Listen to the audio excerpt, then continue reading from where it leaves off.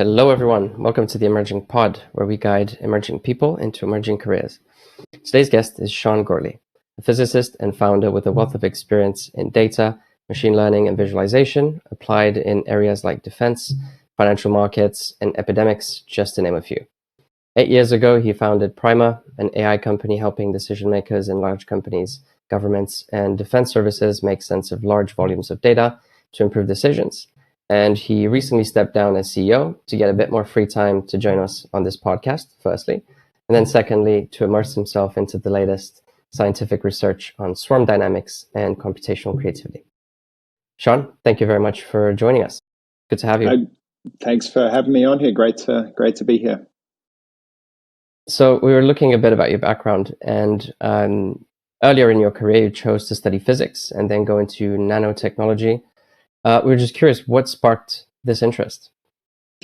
I mean, for me, physics was I think, something I was always drawn to. Mostly, I think, growing up as a kid, I had all these questions about why the world is the way it is. Like, why is the sky blue? Why are there two high tides every day? And, why, do the stars twinkle at night, right? These are all sort of questions growing up that I had. And as I started to kind of learn about the fundamental laws that were creating these things, it just made me more and more interested to go and study deeper and deeper into physics to get a sense of what was really underlying the universe. And so that took me on that journey. And, I think physics has given me a wonderful grounding to kind of approach all sorts of different problems from a mixture of empirical research through to theoretical understandings. But I think overall, it really just gives us sort of first principle thing. It says, look, what's really underlying what we're looking at? What are the things that are driving it? And when you're building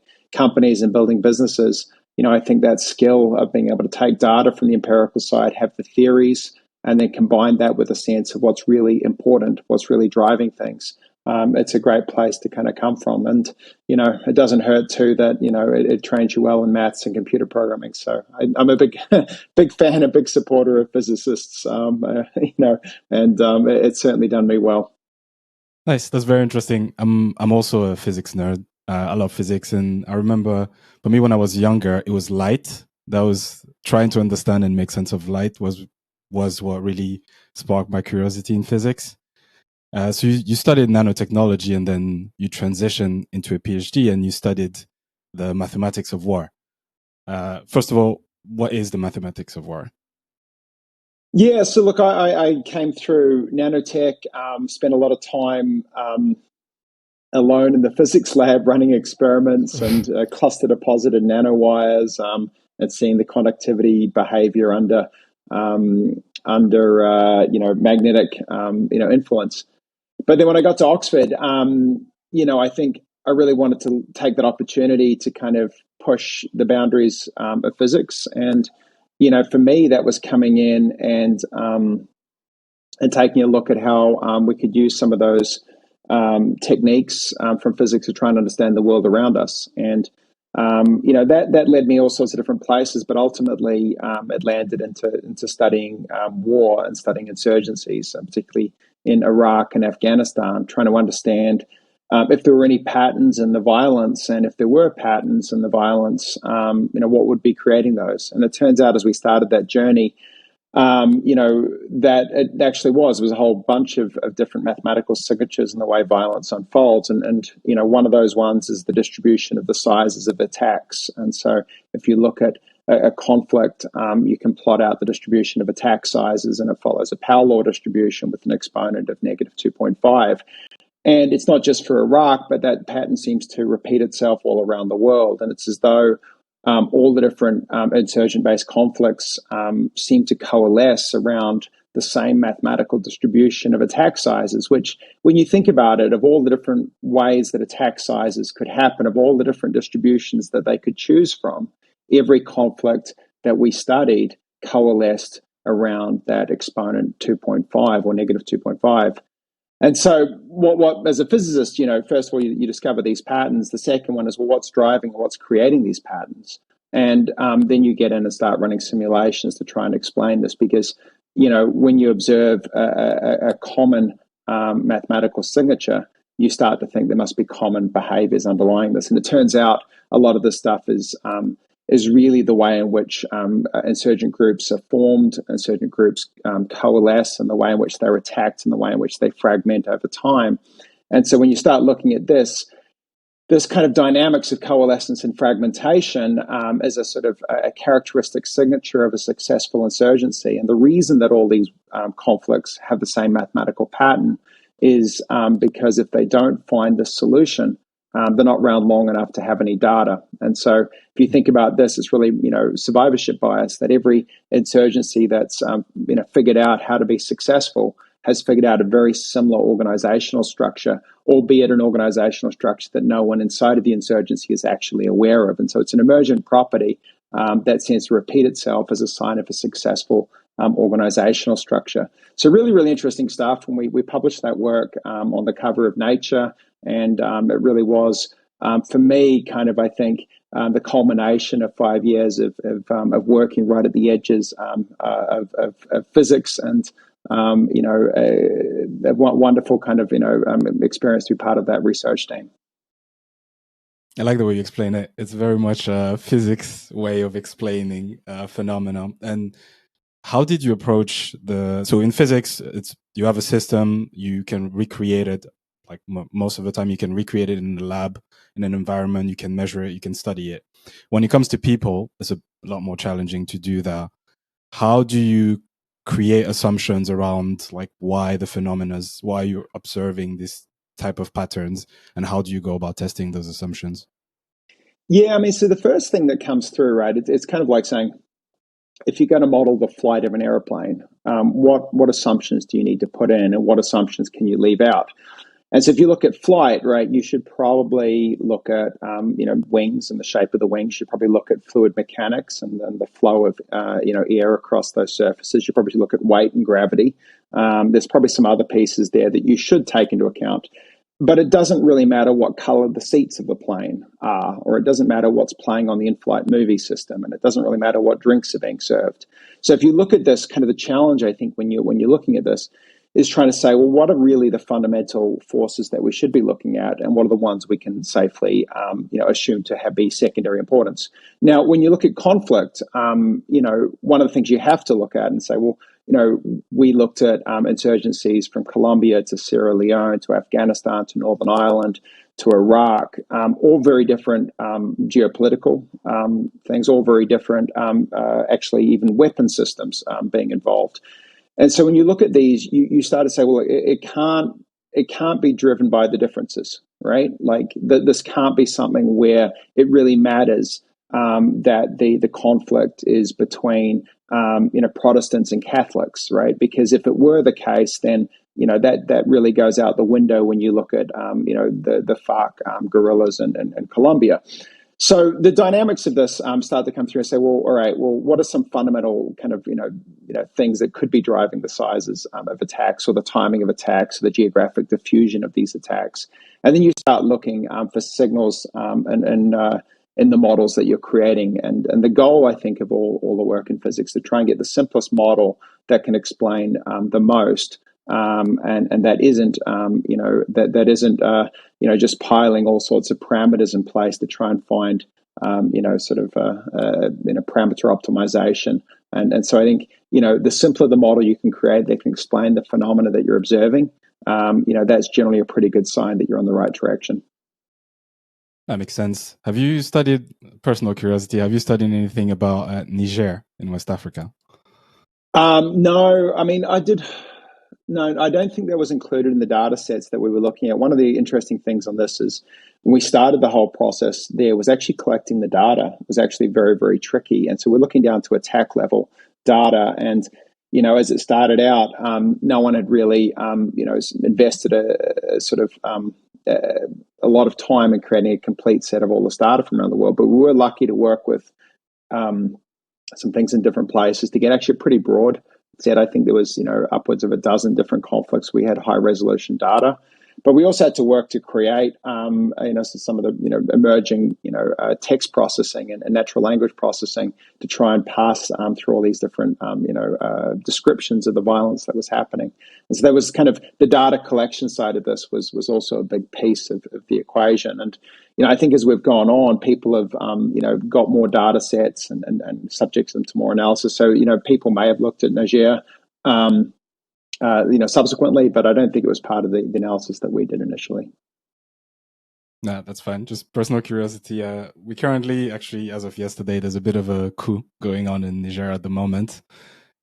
So as preparing the talk with you, I was very interested in the aspect. And is there anything that maybe that's counterintuitive that you've learned about geopolitics when looking at it through the lens of data?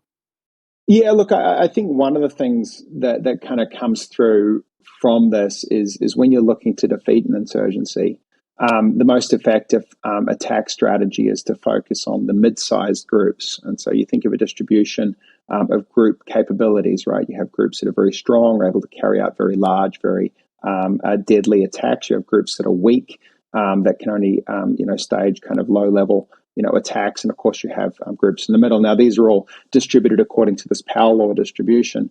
And the groups over time become stronger, become larger, and they also become targets of attacks and fragment and break apart. So you can think of the cycle and this kind of ecosystem unfolding. Now, if you were to go in and say strategically, where should I focus my efforts if I want to defeat an insurgency? The general kind of assumption coming into this was you have to attack the largest groups, right? Focus on the biggest groups, and if you defeat the largest groups, you'll win the conflict against the insurgents. But it turns out that that actually isn't the most effective way to do this, because what tends to happen is the large groups tend to fragment and break apart. They take all the knowledge that they've been able to collect over time on how to kind of defeat the opponent, how to create new types of attacks, and that gets distributed back into the rest of the system. And so when you attack the large groups, they fragment, and all the knowledge redistributes it back through the ecosystem, and then it goes again. Instead, what you want to do is focus on the mid-sized groups, the middle groups. Now, the reason for that is because if you can focus on those, you stop small groups becoming large groups, and then the large groups start to ossify. They start to become almost sort of pseudo-political structures, right? They're now having to potentially occupy land, they're having to provide resources and services, and they're not getting any small kind of innovation emerging up into them. And so if you stop that sort of cycle through the trajectory inside of the ecosystem of small groups getting better, becoming larger, and large groups, getting attacked and redistributing that, innovation back into the ecosystem, then you effectively break the kind of the successful elements that make insurgencies very, very effective. And so focusing on the mid-sized groups, breaks an ecosystem more effectively than any other kind of strategy that you have. And so that's definitely not, I think, what you would look at from sort of standard doctrine. But as we've taken this research through and it's fallen, into the hands of people that are focusing on counterinsurgency, it's starting to become now something that is changing the way that insurgencies are being fought. That's fascinating. And so you've learned, so you've now delivered this project, you delivered your thesis, and you then transitioned into being the co-founder and CTO of Quid. First of all, what's the mission behind Quid?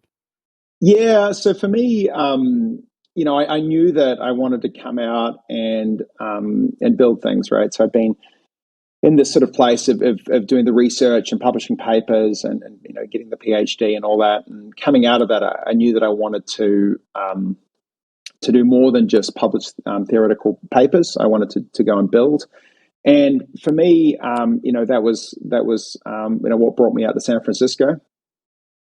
And what I became really interested in this was this idea of how do you visualize complex data sets, right? How do you interact with them? If you have huge amounts of data, how do you kind of, as a human start to engage with that? And one of the things there, I think, was going into that was looking at how do you make use of the visual cortex and all the visual pattern recognition systems that we're really, really attuned with to kind of display data in a way to kind of analyze it, to understand it, and to use the visual part of our brain to navigate through it. And so this is really sort of start of big data 1.0, and allowing humans to interact with it. And so we started Quid in around 2009, and it was early days in that space, but it was over time, it really kind of like evolved into, I think, a really interesting way of topological data analysis, to kind of visualize high dimensional data structures in two-dimensional interactive environment inside of your web browser. And so we're able to kind of go and visualize tens of thousands of data points projected onto a 2D space, and that would allow you to see all sorts of patterns and structures and things, and everything from predictive modeling on investment theses through to customers that were using it for analyzing sentiment and language, for marketing and PR, through to strategic analysis by customers in strategy consulting, and customers like the Boston Consulting Group, using that to kind of understand the emergence of different technologies over time. So really, really fascinating space to be in, and a wonderful group of people and technology to sort of work with. And it was a fun time to be in San Francisco as well. I remember we was down at 101 South Park in San Francisco. It was there was Yelp around the corner, Twitter was around the other corner.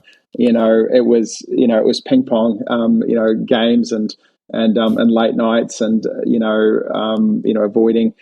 avoiding any sort of distractions that that didn't involve ping pong, I guess. But yeah, it was good times. Must have been a great shock going from like the academia in Oxford to the Silicon Valley innovation, fast paced. Yeah, it was. I was at Oxford as a Rhodes Scholar, and I think consciously or subconsciously, I wanted to go to a place where that meant nothing, right? Where no one really cared, where you'd come from, and you had to sort of come in and prove yourself again. And I think the Rhodes Scholarship going into Silicon Valley in 2009, no one cared, right? And you couldn't, you weren't able to trade off of that. It was like, I don't even know what that is, or I don't even care what that is. It's like, what are you going to build? What are you going to create? What are you going to make? And so, I had this, I think this sense, which, like you want to go and, put yourself in a place where you have to prove yourself. And that was, Silicon Valley 2009 was certainly that kind of place. And, it was a good challenge. Talking about building, actually, so I guess you went from academia to now into the startup world. What was your first prototype like? What was your first approach to building something and delivering it to a customer? Because the product that you're describing can solve a lot of different problems for a lot of different customers, which is great in a way, but can also make it very difficult when you're getting started. Yeah, and looking back at it, I think coming out of the academic world and going into the business world, I think it's like the first novel you write is sort of your story. It's sort of it's there. I think the first company you create is kind of like your kind of set of interests, right? And that can be quite good, right? Sometimes your interests align with what the world needs, or what customers want. Sometimes it doesn't. I think though that the first company that you build, for me anyway, and I think for a lot of academics, is one that really pushes the boundaries of what's possible technically. And I think that can be really interesting from a deep technology perspective. But it's not the traditional way that you would necessarily go and think about companies from market size and competitive dynamics and total addressable market and all the rest of that. And so looking back at it now, I think there would probably be a lot more work done on the sort of the business side of it. But I think building the company the first time is just got enamored by the technology of what the technology could do and where it could go. And it turned out that there was, a good market for that. But, I'm not sure that would be standard business school practice for how to build and create and shape companies. But if you're going to go and throw yourself into kind of building something, first and foremost, you better be passionate about the technology, and it better be able to hold your interest, for at least 5 or 6 years, as it goes through. So, we went through and built the technology, and then it really was a case of, well, where is this technology going to be useful and valuable? And, I think there's some merit to that, way of building companies. But, looking back at it now, I would probably spend a little more time looking at the market and having that inform, the creation of things. But at the same time, it's more fun to build technology that's right at the edge than it is to kind of, to sit down and listen to sort of listen to someone saying, they just, they want, to be able to load more rows into their Excel spreadsheet, right? It's just, so, you can take it on both sides. So coming from academia in Oxford and then moving to San Francisco and starting a company and transitioning into the business world, what did you find most challenging about the whole experience, both transition from a geographic perspective as well as from an occupational perspective? Yeah, I mean, looking back at it now, I'd had offers on the table from large hedge funds, from the big, management consulting groups, and all of these things there, and they were pretty significant, like, offers coming out of Oxford. But I knew that if I took one of those jobs, that it would be really hard to go in and, bet everything on building companies, right? Like, you would just get too comfortable in those environments. And coming from an academia, you as a PhD stipend, you live on nothing, right? Like, you're really your costs are pretty low. Like, everything's pretty small. It was just like, well, like, the risk tolerance for me was extremely high, right? Like, it was like, well, I can sort of bet everything because I'm not really, I'm not really living on anything, and I can bet everything on a really risky, set of behaviors. And so, going out to the Valley, I was conscious that, that there was a bunch of things perhaps that I could learn or could know from going into other environments, but that my risk tolerance would change. And so I was like, if I don't jump now into this, like, I'm not sure I'm going to be in a place in 5 years where I want to make that jump. And so there's a sort of thing, right? Like, it's easy to get comfortable in your life. It's hard to kind of to take those risks. And so one of the things you look at is avoiding that sort of comfort and always kind of choosing the risks that are around it if you're in a place to do that. And I certainly was. So coming into that, that was sort of top of mind. And I think, going into that, there was like a whole bunch of things that I just didn't know, right? And this is also 2009, so Y Combinator was just starting up. People still they hadn't really got the sort of the pattern matching of how you build companies like this. It was a pretty, sort of inside baseball kind of thing, right? Where, you had to go to Silicon Valley to sit and listen and learn and understand from the people that were building these companies, what they knew. And you sort of became part of that guild, but it needed to be there in person.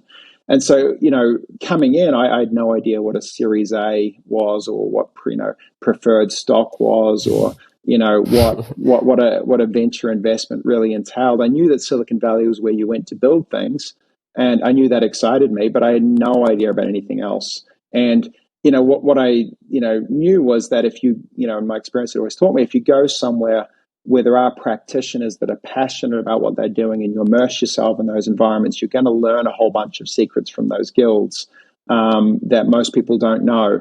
And, I viewed it very much as a sense of, well, I'm going to go here and learn. I'm going to go here and build, and I'm going to go here and figure it out. And, that's exactly what happened. But I look back at how much I didn't know at that point. But that's kind of life, isn't it? Yeah, if it was too easy, it wouldn't be that fun. And Yeah, that's the sense. Yeah, if it was easy, everyone would do it, right? So yeah, you can start. I mean, from that's that that's one of the superpowers you have probably as a first-time founder straight out of education is your ignorance. You don't know exactly how difficult it is, so you just take the plunge and you try to figure it out on the way. Yeah, there's a song by Coldplay called "The Scientist," and one of the lines in the song is, no one said it would be easy, but no one ever said it would be this hard. And you sort of go into it. You go into it all. You're like, yeah, I know it's not going to be easy. Yeah, I get that. And then you get through. You're like, well, God, no one said it would be this hard. And it really is. I mean, it's one of the hardest things you'll do is to create, something from nothing. And, to take and build a company to scale it to tens of millions of dollars of revenue, starting from nothing, doing it at the edge of technically what's possible, and doing that with no experience of having built companies before, it's incredibly difficult. And, I think, the ignorance of that, if I knew how hard it was, I think that the job at the hedge fund or the consulting company would have been a lot more attractive. Yeah, for me, it was my dad. He started a few businesses. So when I told him I was starting a startup, he was like, starting a business is hard, right? I was like, yeah. And he's like, okay. He just left it there because he knew there was no way he would be able to just explain to me how hard it was. And I just might as well just figure it out myself. No, it's one of the things, having gone through it, every time I sit down with founders now and talk to them that are just on the first journey, always sit down, always ask, how are you doing? Because I think it's just, no one really knows how hard it is, except for those that have gone through it. And, when you are in that space as well, sometimes you think it's only you that's really struggling, or finding it difficult or whatever. But you realize actually when you have those conversations, everyone is. And that's because it's hard, right? It's hard because you're trying to scale and build things so quickly, so fast, in such a rapidly changing environment. There's no way that's easy. And, it's hard because it's hard. Yeah. And actually, one of the part that's the hardest that you don't necessarily know about is people, like dealing with people. So as part of Quids, I think so 2008 was probably when the term data scientist started floating around. How was it for you building the technology and leading the technology function in the company and around hiring people and finding the right people? Yeah, it was interesting. So at the time we actually started, there was a group of us that were kind of in San Francisco dealing with large data sets. There's people like Jeff Hammerbacher, who was one of the key data people at Facebook, and DJ Patel, who was one of the key people at LinkedIn. And, a bunch of us would get together, every week and grab drinks and just talk about data, because there was no one else to talk data with. And so we formed the Data Drinking Group, or DDG, which really, became the sort of the heart of a lot of the big the big work in data science. And so many of those people that were there drinking in that environment, went on, to form companies like Kaggle, to go and form venture capital funds like DCVC, to go and create big data infrastructure at Facebook, at LinkedIn. It was amazing to kind of see that come together. And so one thing I'll say was like, that sort of like group of people, we all learned from each other and all kind of traded understandings of what we were doing and how we were doing it. And it was a wonderful group, that I think, was really at the heart of the whole data science movement. Indeed, I think, people, DJ and Jeff actually coined the term data scientist. And so, that was fantastic, to be part of all of that. I think, in terms of the recruiting side and finding people, I think one of the things when you're going through that and doing that the first time is you don't really know anyone, right? So when you're building a second company or a third company, the people, you've worked with them, you've got a network. But the first time, you don't really know anyone and no one knows you. And so what you're left with is trying to find people, that, you're seeing something in them. that no one else is seeing, because if they'd seen it, they would have been hired by one of the bigger companies, or they would have, been paid a lot more and you probably couldn't afford them, or they wouldn't come and work for your tiny little company.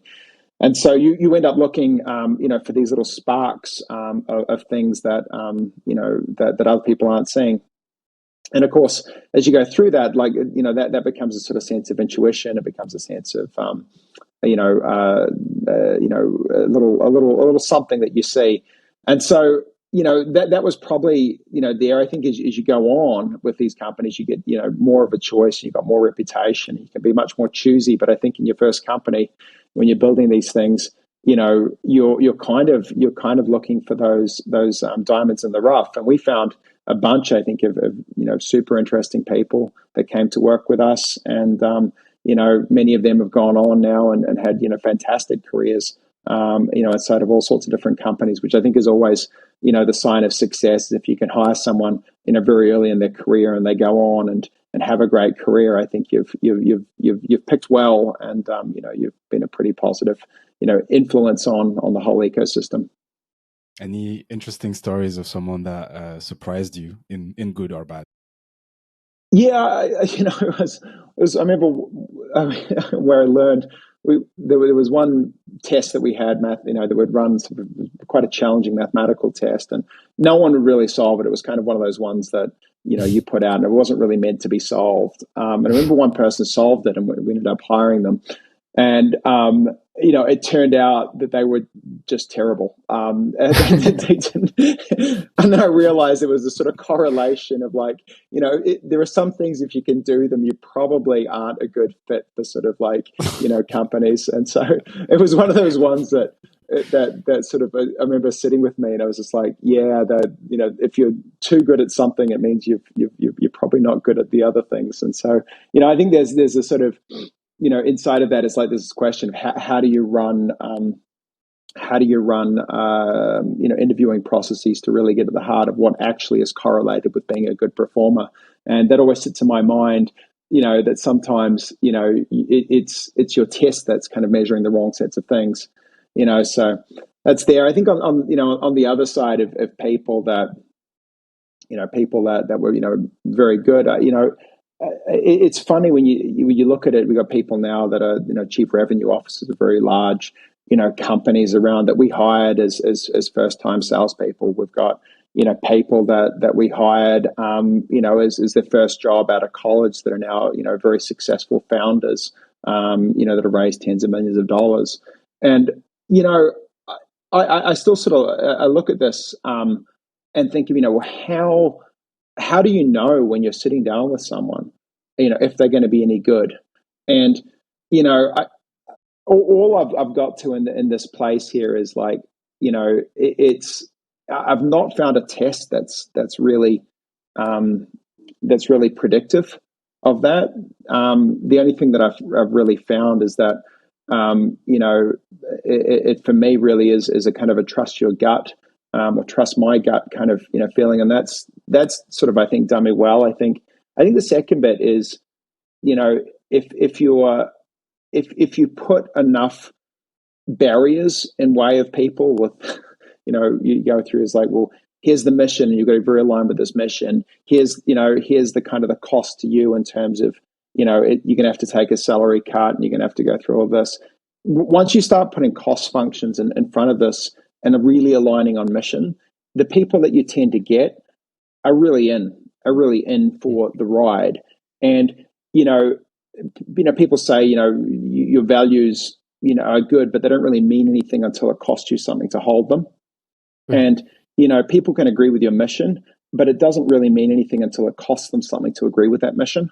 And if you can set up, as I've tried to do, a mission that actually has a cost function associated with being part of it, and of course a reward function if you're successful, but a mission with a cost function that upfront you have to pay a cost, then you get people that are very, very committed. And if they're committed and you put them into an environment with other committed people, I think they get part of that cycle of really learning and moving and changing and growing. And, and then I sort of think of that as like, well, if you're part of that, you're going to go on and do good things, right? If you're part of that environment, you're going to take a lot of that learning, you go off and create many new things from that. And, we're certainly seeing that with a lot of, the alumni from Primer. I was, going through, that there, and I think there's, on order of 10, founders that have come out of that have started their own companies that have raised, $5 million plus to go and build and create in the AI environment.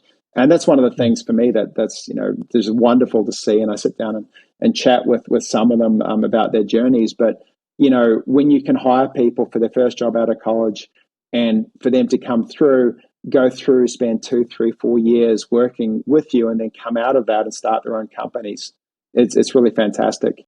But it also means you're doing something right, and building the team and the culture where people can come through and really, use that experience as a springboard to go off and do great things. Yeah, I think that's spot on, and I think it's a bit overlooked and undermentioned that the role of the founder is to effectively try to build a product, a first version of it, and figure out whether or not you can add value to someone's life with that. But then very quickly, once that equation starts to work, your focus needs to start moving towards building a good, high-performing team around you. And a lot of that is exactly what you mentioned. There's a lot of intuition. There's some data you can access about people's skills. You can see portfolios and see how they've done work in the past to make sure that they have the technical competency to do a specific job that you need to be done. But then ultimately beyond that, when kind of shit hits the fan, are they aligned on the mission? Do they care about sticking with you? And can they power through?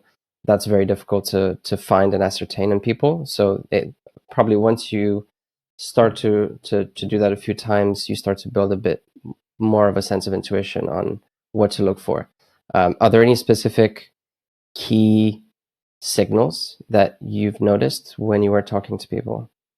Yeah, one is, it was sort of, it's a negative signal, but it's kind of, if you, what do we call kind of people that, phoned in rich, they say, yeah, I'd love to, but I got a lot of money. And it's kind of, you can hire people that have had a lot of success, and generally success in the Valley comes with financial rewards. But there's sort of a thing where the financial reward has become so much that they've sort of lost that spark, or they've lost that sense. And so we sort of call it, phoning in rich.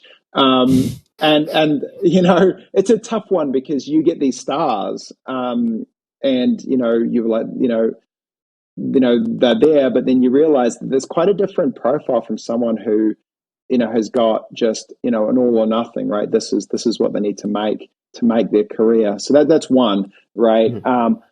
It's a negative signal. It's not, again, these things are not perfect, but I do think there's a sort of a financial number where it becomes, I think, highly probable that the sort of the fighting tooth and nail attitude starts to diminish.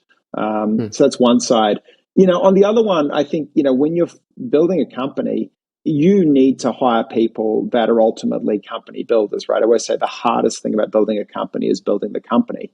And what that means is everything that exists has to be made by someone, right? It didn't exist. Everything from the HR system through to the sales process, through to the code that underlies it, through to the security systems on your laptops and the billing and invoicing, dynamics for any compute you're buying, right? All of that has to be created from something, from nothing. And so you want to hire company builders. And what that means is ultimately these are people that you should expect to go and start their own companies, right? And what I think, if you've done that well, you're going to have a whole group of people that are very, very excited by and comfortable taking on and creating something from nothing. And it's kind of this, sort of philosophy where I tell people, it's like, build your own damn house, right? Like, here's the nails, here's the wood, right? But go and build a house. Like, no one's building it for you. If you expect the house to be there, then you're in the wrong place. You need to go and build your own damn house. And that sort of philosophy, which is just like, go, if good idea, great, go and make it, go and do it, make it happen. And, one of the things you sort of see, I think, is some people really gravitate to that and get excited by it and saying, wow, I get to build my own house. Fantastic. Like, thank you for giving me the opportunity. Other people are like, it's kind of like, well, how do I know what kind of house to build? And I'm not sure about this. Could you? But I don't really do this kind of like carpentry. Can someone else? Is like all of these pieces that come, right? And I think, sort of to extend that metaphor, it's just the people that are excited about it. Now, it may not be the best house in the world, and it surely will be rebuilt over time, but somebody has to create that, to start. And the people that are excited by that sort of freedom, and excited by taking and stepping that up, and excited by, being able to do all the things that'll challenge them, I think are wonderful people for startups to have. And you would expect them to go and start their own companies. One of the hard things is actually, as the company grows, those people, is keeping those people in the company, because the first thing they want to do is go off and start their own companies. And one of the things I say to them is, look, you can and you should, and you should go off and start your own company, but there's probably a few things you could. There's probably a few things you could learn, and in those things that you could learn, let me tell you why it's really important to learn them here, and not try and figure them out for yourself, right? Because once you start a company, the decisions you make in the first 12 months stay with you for the entirety of that company. And if you make mistakes in those first 12 months, you can get past them, but they're always going to be a drag on the system. They're always going to be something you have to live with. And you are going to make mistakes. There's no question about it. But I think you'll make less mistakes if you sit around here and keep working in this for the next few years, and then jump in and create your own from there. So I do think there's a lot of benefit, if you are looking to start a company, is to join an emerging early stage company with great people that you respect. Go and put in 2 or 3 years, and then come out and say, right, given what I've learned, what now do I want to go and build, and take those lessons forward. So I would highly recommend jumping in to a company before you go and start your own. Okay, too late on that one for us, Sophia. So I suppose, what are some of the, it's a good pitch that you give to people within the company. It seemed, you clearly learned from starting Quid and then Primer.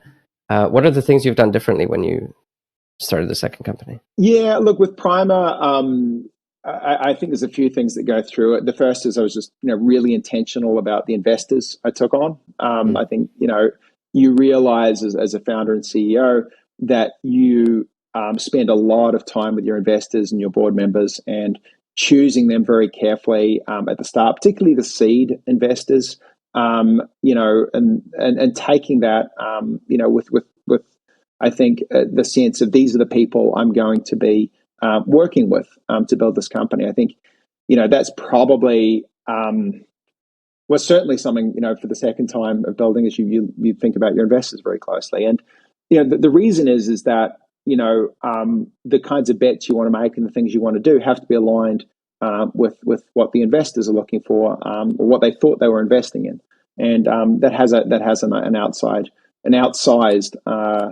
impact, I think, on both your working life, but also what you end up building and how you end up building it. I think the second thing there is you tend to pick the 4 or 5 best people that in the industry to come and work, and you've got that sense there. I think one of the things that I've learned in that is you want to pick about 60 or 70% of the people that have worked together before, and about 30 or 40% that haven't worked with a team. And there's some really interesting research on this, around successful, creation of teams, and generally that sort of blend of 60 to 70% with familiarity and having worked, and 30 to 40% new is a really nice way of doing that. And so that was something I was certainly conscious of there, putting that team together. I think the other piece coming through, was for me was to pick something that was a technology that was, I would say, closer to kind of the realm of what was possible, rather than sort of more science fiction. And in 2015, we picked artificial intelligence with natural language, and it turns out that what we thought was possible and that, wasn't even close to what was able to be done today. And so, we were right insofar as, I was certainly right insofar it was going to be an interesting thing. I don't think in 2015, any of us really had any idea that it would continue to kind of grow exponentially in capabilities and technology. So, I think starting companies, it's you want to catch a wave. You want to catch a wave that takes you along for the ride. And artificial intelligence was an incredible wave to jump on in 2015 and to be part of. And that I think we did really, really well with Primer. And the second wave that we jumped on was the defense and intelligence applications. And that was a macro bet from my side that the defense spend from the US military was going to increase, and artificial intelligence was going to be at the heart of that spend. And that was driven by the belief that the world was going to move to become more unstable, and that great power conflict between US and China was going to start to become a driving factor in the geopolitical landscape of the world. And so both on the AI side and on the defense and intelligence application side, we were, very, very accurate in that. And so, I think, being able to catch one wave is great. If you can put two of them together, so much the better. And, that I think is really crucial when you're starting a company. And I think you can do lots of things, but if the wave isn't moving, then you're not going anywhere. And if you were on the wave, you can do a lot of stuff that looks pretty stupid, but you'll still end up in a good place. So, the bad surfer that catches the wave still ends up in a great place. And you can be the best surfer, but if you're not on a wave, then it doesn't really matter. So that was incredibly important, right? Is catch the right waves, which means you need to kind of bet on these big macro trends and be part of that, right? I think the final sort of piece of it all was, I think, as a CEO, was realizing that you're not, when you start, you're not really a CEO, right? You're sort of a manager of 5 people, right? You call yourself a CEO, but you're a manager of 5 people. But if you're successful, one day your team is going to be hundreds or thousands, and you have to get from a manager into a CEO. And professionally, that development and that skills need to kind of happen, or you're not going to be a good CEO when the time comes. And so, I think going through that, for me, it was like, all right, well, here's the things I'm good at. Here are the things that, I'm not so good at. And here's the places where I'm going to start working to do those things. Because the reality is, when you're starting a company, there's as a CEO and you've got great engineers, there's not that much you can do on a day-to-day basis. You don't have a product. You're not doing any sales. You've raised your money. You've got the office, you've got some of the HR system stuff, and then you sit there and you can read the scientific papers, and that's great. And you can check in with your engineers about how you're doing, but you don't really, they're like, leave me alone. And so a lot of the time you're sitting there, you're like, well, there's nothing really for me to do. And what you realize in that is that actually there's a lot to do, but it's actually planning for what the company is going to become, and planning, for the things that you need to do to be successful in the role of CEO when the company becomes bigger, because you've got to go through this trajectory, this career arc where you go from a manager to a CEO, and all the responsibilities that come with that incredibly quickly, right? No one else would ever be promoted into that kind of role with the experience that you likely have. You just never would hire that kind of person to do it. And so, you basically are right. I'm on the fast track to kind of, get everything ready so I can, go through and be a great CEO of a company that I expect this company to be. And so, I think that's extremely important, is for founders to go through that and sit down and really dig into the areas where they need to round out their skill sets and capabilities. And if you can combine the product sense, the sales sense, the financial, the technical, you've got it made. But no one starts from that space, right? That's something you earn over time. That's very interesting. So for you personally, do you prefer the kind of early stages of a startup where it's just you and maybe a couple of people working on a product and trying to figure out how to take it to market? Or do you prefer kind of the glass tower, not bothering the engineers and just trying to think about the future and more about kind of building the structures of the company and finding the people to take it forward? I think one of the things that comes through as you build companies, you have to kind of find enjoyment in all of the different things that you do. And one of the challenges is, I think, is to find that enjoyment. And that can be mastery of different skills. It can be, just being being a student again as you go through that. But I think it's important to create that space where you can get enjoyment from the different things. I think that the second bit is when companies are growing. When you're starting a company, the second time, for me, I'd always say, like, enjoy where the company is, right? Don't be in a hurry to get the company to the next stage. It'll get there soon enough, and you'll never get this time back when you're just a team of 5 people or a team of 15. You'll never get that back, right? And I think the second time through, it's like, enjoy where you are and enjoy the kind of work that you're doing at the different stages. And I think I always remind other founders, and I say, like, this is, at 5 people, you're never going to have it easier on the management and the people side. You've got 5 motivated people that are sitting down working together, right? There's really no operational issues that you need to deal with. Very little management, because they're all kind of motivated and very, very smart. Enjoy it, right? Because that's not always going to be the case. And certainly when there's 200, 300 people that you're working with, it's a very different experience as a CEO. And so, I think, that being said, I think going through that journey, you're continually having to create something from nothing, and you're continually having to change and adapt to the environment of the company, is an incredible skill that very, very few people have ever done, right? Very, very few people have ever kind of taken, companies through that journey. And I do think the founder CEO has something pretty special when they're in that, because no one, but basically, the number of people that have done that as a percentage of the wider sort of employment pool is tiny.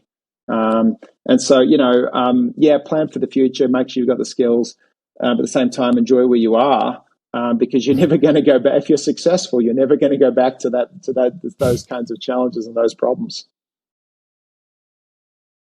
Yeah, that's very true. That's very true. I wanted to go back on something you said around, like, one of the waves that you chose to ride on with Primer is the geopolitical landscape. So you were in Silicon Valley, and Silicon Valley is notorious for, I guess, the disdain for the defense industry. I guess, how do you think you cultivated that, or how do you think you kept your mind open to that aspect and just not fell into that, I guess, the common train of thought? Yeah, I mean, look, I was fortunate at Oxford to have a lot of close friends on the Rhodes Scholarship who had served, who were coming from Afghanistan or were going to be deployed into Iraq. I think there's a large number of officers out of West Point, out of Annapolis, that come and are awarded Rhodes Scholarships. And so, I think one of the things is spending time, with people that have served or are serving. Is a lot of people in Silicon Valley don't know anyone that is serving or has served, and they certainly, they certainly very few of those connections kind of exist out there. So that was one, I think, right? Is knowing the people, and we were fortunate to have a high percentage of veterans on our team. in Primer, and one of the things that helped immensely was the respect that they had inside of the organization, not because they were veterans, but because of the work they were doing, right? Because of what they were able to do and build and create. And as a result of that, if you didn't agree politically with defense or working in that environment, you generally agreed with the connection and the friendship that you had with the people who had served, right? And so that one of the things there, I think, is that personal relationship that changes things. I think the second bit is the mission alignment, right? We talk a lot in the Valley about having a mission, and people want to come in and create something that changes and shapes the world and does something good.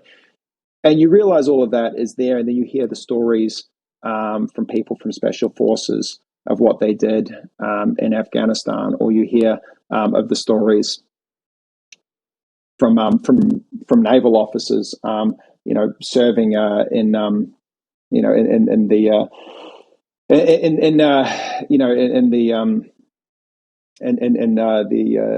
naval environment, or the naval officers going through, and you hear those stories, and I think there's a lot of respect, for the mission that they've gone on. You really hear that sense of mission. I think a lot of Silicon Valley really is about looking for that mission, and people that have served have obviously been very, very mission aligned, and so it aligns very well in that environment. I think the third thing here, is one of the things there is like, I remember in 2015, I'm like, there should be more connections between Washington, D.C. and Silicon Valley. And the fact that there aren't is a problem. And, if the U.S. is going to be successful in projecting, its military power and defending itself, it needs to adopt and bring in technology. And it needs to bring the best technology, that's out there, which, for artificial intelligence resides in Silicon Valley. And so that connection needs to be created. And it was one of those things that I was like, well, that's something that I think I can do here, and something I can play a small part in making that connection stronger. And so, going into that, one of the things for me was then having, pretty open and honest conversations with people, Silicon Valley engineers who were joining the company about what we were doing, why we were doing it, what some of the challenges were, and being very open and saying, look, we've got a brand new technology that's, improving at an exponential rate in artificial intelligence. We don't have all the answers, and you're going to be operating in an environment where there isn't always a hard and fast yes, no, black and white outcome. There's going to be a lot of gray.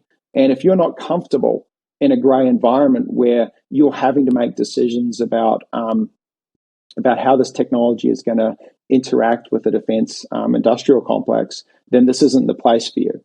But at the same token, if you think you can ignore defense, if you can put your head in the sand and just say, well, I don't want to work on defense, then you're deluding yourself, because everything you see around you, the environment that allows for you to create and build companies and make money and live in a safe, free environment, that only exists because of defense. And if you don't want to work on defense, you don't have any right to sit down and say, I want the freedom that I'm enjoying. You've got to go and put that effort in. And this is a mission that is incredibly important. If you want something you wake up for and get excited about and feel proud that you left a legacy of importance, bring technology into the defense environment, and that's going to give all of those things for you. And so, yes, there's going to be challenges. Yes, you're going to, be operating in an environment where you don't have all the answers. But you know what? You're going to have a seat at the table. And that's in a very, very important seat to have and to hold, and some responsibility that comes with that. And so, it's also, I think, for people there and joining the team and saying, no, look, there is a responsibility that you're going to be making decisions, and there's going to be consequences of those actions. And, that's something that you're signing up for as part of this. And so, but yeah, look, it was tough. We're in the middle of a Trump administration. There was huge kind of, I think, politicization of everything in America between 2016 and 2020. It would have been much easier to run a defense-focused technology company in Silicon Valley under almost any other administration, but that's what it was. And so we had to sit down and say, look, one of the things that's really important here is for democracy is to support the institutions that govern that democracy, or that provide the foundation for that democracy. So the intelligence services, the defense services, these are things that democracies are built on. And that is very different from the administration that's sitting in the White House. And if everyone abandons the institutions, then you're abandoning democracy as well. And we're actually in a fight here,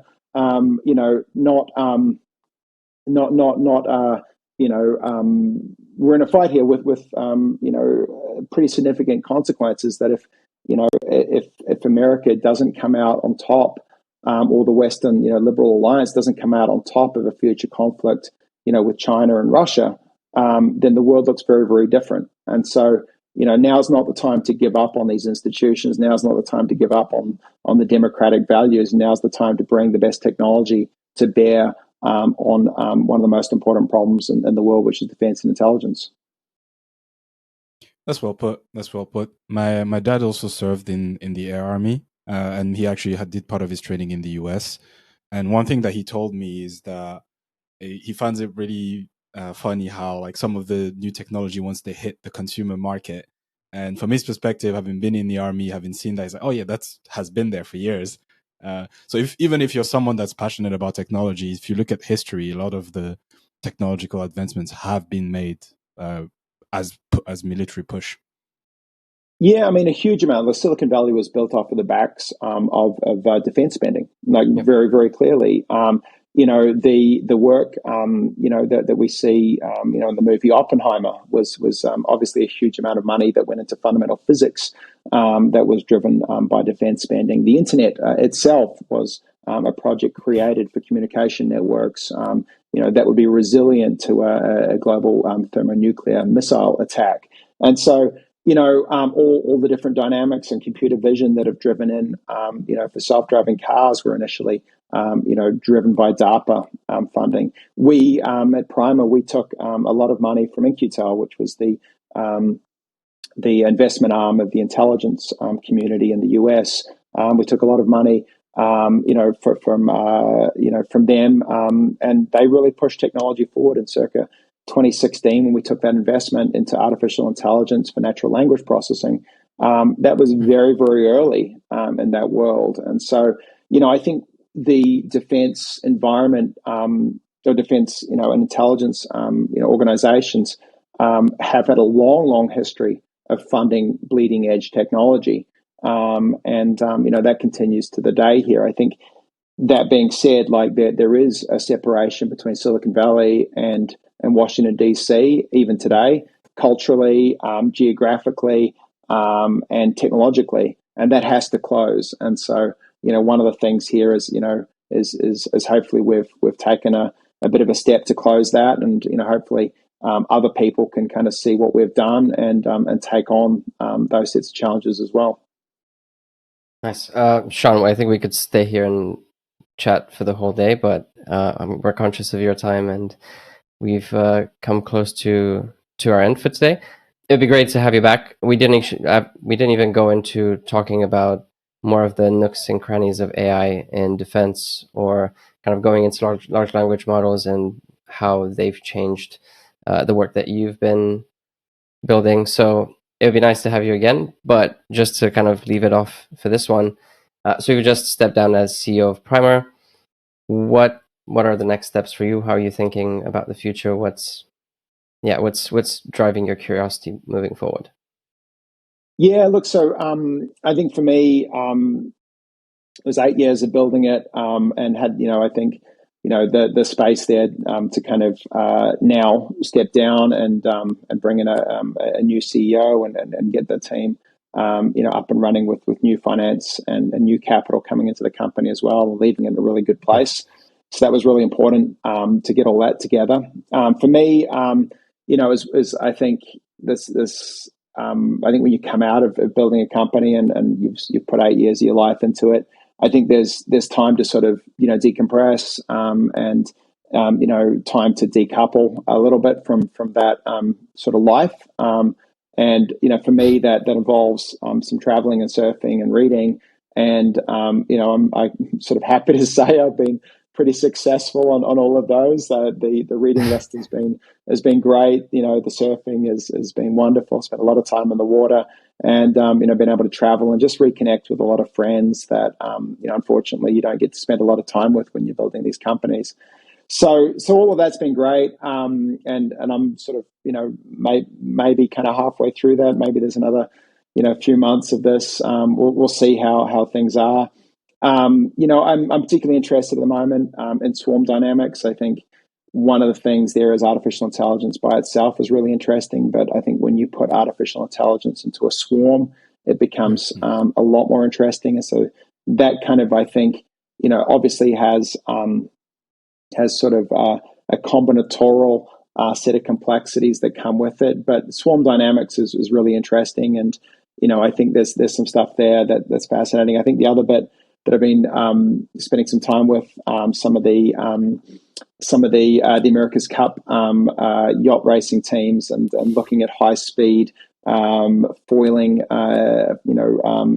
fluid mechanics, and thinking a lot about what high speed naval warfare vessels might look like from all of that. And so look, I'm enjoying just being able to kind of go and explore these technical places, read the scientific papers, meet some of the people that are building and creating these things, and start thinking about what those things might be. And then also just been really happy to sit down and spend a bit of time advising other founders that are starting off on their journeys, and spend time with them. And it's wonderful to be able to sit down and give advice on a problem that you don't actually have to solve. So it's amazing how smart you are when you don't have to do the work to solve the problem. But no, I mean, joking aside, it's nice to sit down and be able to kind of give back a little bit there. And then, I mean, just at the moment working on the physical challenge for me at the moment. I've set myself a goal of a 200 kilo squat and a 20-minute 5K run. And I've had a look, and I haven't seen a lot of people that have achieved this online. And so it's proven to be a bit of a challenge to kind of get those, because the squatting and the running kind of move in different directions. But I'll keep you posted if I achieve that. That's the goal for this year, is to get those two. So look, I'm in a place where I can pursue sort of frivolous goals like that and kind of see if that works. But certainly in the new year, I'll be popping back up and seeing kind of what comes next for me, and some interesting stuff to come, I'm sure. Awesome. Start putting out daily tweets with your progress. Put some social pressure on that. I spend enough time with it, in the world there, that I know I'm not going to be doing any cage match fighting. That's not for me. So I'll focus on the running and the lifting and see if I can put that into one place. It's all good. Awesome. Sean, thank you so much for your time. This was a very, very interesting chat. Hope to have you again soon. And in the meantime, enjoy your travels in Bulgaria, Romania, and the route. I will. Thanks, guys. Cheers.